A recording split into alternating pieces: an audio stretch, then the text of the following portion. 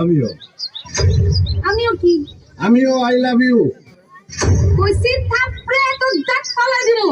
হ্যাঁ আমিও আবারও কই আমিও কি থাপড়ে তোর দাঁত ফেলাই দেবো। কি কবি কর রোজিনা বা, আমি আপনার কাছে একটু প্রেম চাই।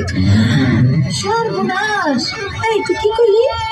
তুই আমার কাছে প্রেম চাস? বুঝছি। তুই প্রেম সম্বন্ধে কিছু বলিস?